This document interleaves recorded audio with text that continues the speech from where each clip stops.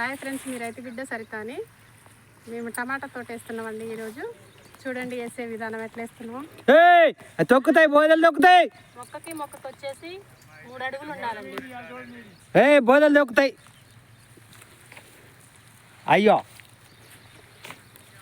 Gate వేయటం వేయాలా? నిన్ననే చెప్పిన గేట్ వేయాలా రేపని.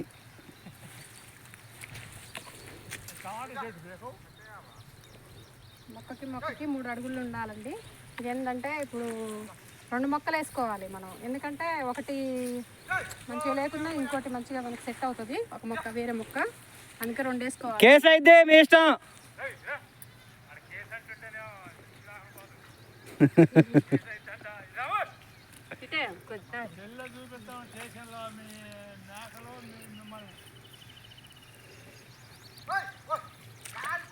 ఇవి కూడా హెచ్చడి చేస్తున్నాయిగా.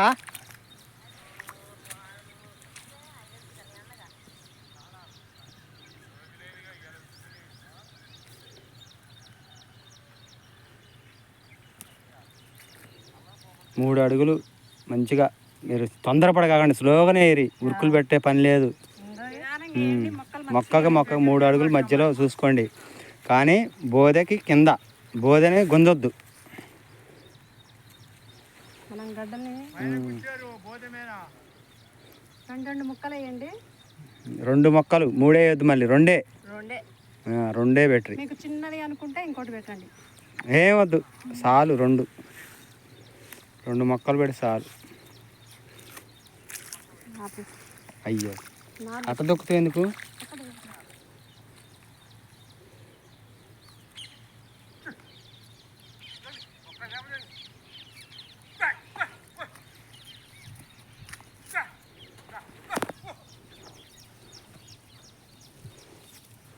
పిల్లలు కూడా మంచిగా వేస్తారండి.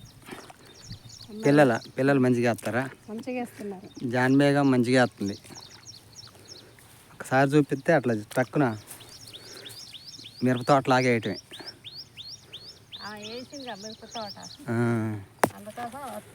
అవును.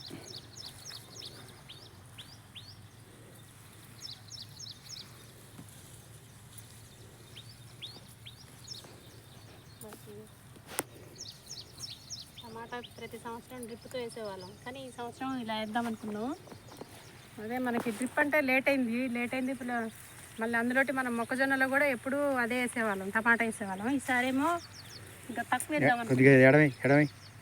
వేద్దాం అనుకుని డ్రిప్ వద్దులే, ఇక అవన్నీ సెట్ చేస్తే చాలా టైం పట్టింది, ఇప్పటికే లేట్ అయిందని చెప్పేసి ఇలా ఎంచుకున్నాం. ఇక సెంటర్ అయ్యా రెండింటికి,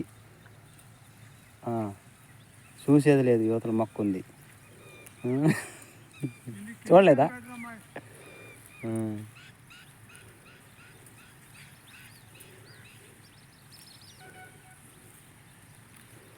టమాటా మనకి ఈ విధంగా కూడా నీళ్ళల్లో తగలవు కదా, తగలకుండా గడ్డ వెడల్పుగా ఉంది కదా.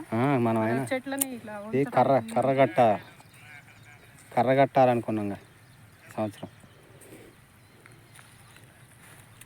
కర్ర కట్టిన దానికి దిగుబడి కూడా ఎక్కువ ఉంటుంది.